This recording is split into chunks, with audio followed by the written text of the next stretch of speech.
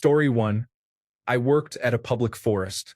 One day we had someone report a dead animal on the side of one of our trails. A few of us from the front desk hiked out to see what it was. It looked like a giant piece of liver, maybe, just a pile of smooth red meat, no blood around. And it was wrapped up in a t-shirt with some coins scattered around it. We called our rangers to go check it out, and one of them was pretty sure it was a placenta. The weird part is you have to check in through a front desk. So someone either snuck a placenta or liver in or gave live birth or removed an organ on our trails. We never got an answer on what the pile of meat was, how it got there, or why. Story 2. I work on North Sea oil rigs on an ad hoc basis off the coast of Scotland. I wouldn't say anything was particularly creepy, but it can be a very unsettling and weird place. Fog can come rolling in out of nowhere, and other rigs you can see off the sides can disappear in front of your eyes. Sometimes you can't see the walkways 6 feet in front of you, or if you're walking over grading you can't see the sea below your feet about 60 meters down, but you can hear it, albeit muffled. The fog can roll in over the course of a few minutes, so a perfectly clear day becomes pea soup. You can also feel the rig moving and swaying in high winds and rough seas, even though it's a fixed leg platform. It's very unnerving to feel your office swaying when it shouldn't be. My last trip was my first ever night shift, and I found it particularly unsettling. You've got the background noise of the plant, but I walked around the whole rig without seeing another living soul for the whole shift. Usually, there are about 130 people on board, although smaller rigs have smaller headcounts. Usually, once a trip, I'm hit by the awareness that you are very isolated and in the middle of nowhere. Most rigs I've worked on are an hour's chopper ride from land, so if things go wrong, it can escalate very quickly. Story 3. During college, which was located away from major cities, the woods were all around us. There was a highly rated trail, the Loyalsock Trail, about an hour's drive from the university. I invited a friend to join me as he had never been on an extended backpacking trip. A 50-mile trail we intended to backpack over the 4-day weekend. I am an Eagle Scout who has spent countless hours in the woods and went on backpacking trips consistently throughout my college experience. As many have said before me, you get used to the minor spooky things happening. Coyote howls, raccoons in the middle of the night, even the occasional unknown noise. The scariest thing to find in the woods, however, is people. We were about 20 miles into the trail, and being in Pennsylvania where the underbrush and trees line the trails pretty densely, I always walk about 100 meters off the trail to reduce the chances of disturbing or being disturbed by others, especially in the early morning when I choose to sleep in. Following that same strategy, my friend and I found an amazing spot a good distance off the trail where it would be difficult to see our flashlights from the trail. This spot was on a peninsula where a creek met a river, meaning there was only one way into our camp and only one way out.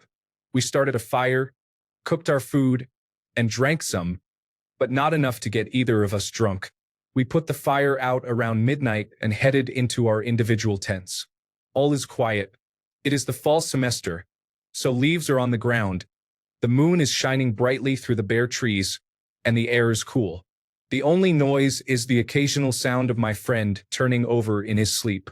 Then I hear the voices. The voices sounded very close for being on the trail 100 meters away. I checked my watch. It was 3 a.m. Who hikes at 3 a.m.? We were 20 miles in. I slowly got out of my sleeping bag, slowly unzipped my tent, only to see my friend peeking out of his tent in the exact same fashion. He quickly moved his finger over his mouth in an exaggerated hush signal, then used the same hand to frantically motion toward the trail. Then we saw them. For adults, 3 men and 1 woman, walking directly toward our camp. No lights illuminating their path. They were walking silently at this point. Only one of them had a backpack, an impossibility for the long hike. They were 1/3 of the way through. Being a long trip, you bring wood-cutting supplies to chop branches into smaller branches to burn. For me, this was a survival knife. Grabbing the knife, believing it was my only way of defending myself, I felt more disheveled than I ever had, especially knowing that a knife is barely defense at all. These people walked into our site, sat down by our extinguished fire pit, and just sat there for what felt like an eternity. My friend spoke up and asked what they were doing in our campsite. Without answering the question, they asked if we had any food. Having packed as lightly as possible for the long trip, We had only a few extra mountain house meals. I grabbed one out of my bag and tossed it to one of the men. In rapid succession, I asked why they weren't using a light, if they needed help finding the trail, and why they were hiking so late. They responded with the following. 1. We don't use lights. We know where the trail is. It is better to hike late at night. Unnerved at this point, my friend asked them to leave. They responded by asking if we wanted to light the fire and hang out for a bit. No, we did not. They grabbed their bag, got up, and left without speaking another word. We watched them leave and took shifts making sure that they didn't come back. Needless to say, we both got very little sleep that night. When the sun rose the next morning, we finally got real sleep. By the afternoon, when we woke up, it all felt like a weird dream of sorts. The only evidence was a fuzzy cap that they must have dropped, which I have to this day. I have never had something as weird or spooky as that happen in the woods and hope to never have it happen again. In the 8 years since that trip, I haven't been back to the Loyal Sock Trail. Story 4. I do a lot of stream work, so I spend time out in pretty rural areas walking streams and rivers. Once, my coworker and I were working in a more urban environment and came across what we initially thought was a body, which of course triggered, "Oh no!" from us, but it ended up being a firefighter's dummy that had fallen down a hill. We felt pretty foolish. Other notable things include a small grave in the middle of nowhere for someone's dog. Pretty sad. A stuffed rabbit with shotgun shells placed where its eyes should be. A mannequin very purposely placed in a chair in the middle of the woods, and lots of little random altars. I also did work in Myrtle Beach, quite an unpleasant place, and accidentally walked into an inhabited homeless camp. I was peering into a stormwater grate when I looked up and saw a homeless person standing in his shelter, staring at us and saying nothing. I felt like I was trespassing, so we quietly left. Story 5. I used to work on a ship, and we were usually gone for 3 to 10 months at a time. I worked the night shift, so this meant I would sleep in the sleeping quarters during the daytime, either just with myself or a handful of other crew members. Usually, there would be 20 to 30 of us in there. It wasn't so bad. Actually, I really liked it because it's a lot more peaceful sleeping during the day. You don't hear anybody else snoring or someone's footsteps because they have to use the restroom or something like that. All you can hear is the light creak of the walls and the floors of the ship, and all you can feel is the sway of it on the ocean. A bit haunting and creepy if you really think about it, but I like it. All that ended when, for a short period of time, there were literally only 2 of us in there, or at least that's what I thought. I started hearing light taps across the room. At first, they were light taps. Then it would get a bit faster. Sometimes it would get a bit louder. I'd ignore it if it wasn't so utterly annoying. I looked at where the other guy was sleeping, and he seemed to be fast asleep, accompanied by his light snoring. The second day, there it goes again. I tried to follow the sound, but for some reason, it bounced around the room like an echo. Eventually, it comes to an abrupt halt. So I try to sleep it off. During work at night, I tried to ask my mate about it, but he said he was too tired to even notice. I guess I'm alone on this pursuit. The third day, I took my pursuit one step further by not sleeping right away. I'd be fully awake when it starts, so I'll have a better chance of discovering the source. There it goes again.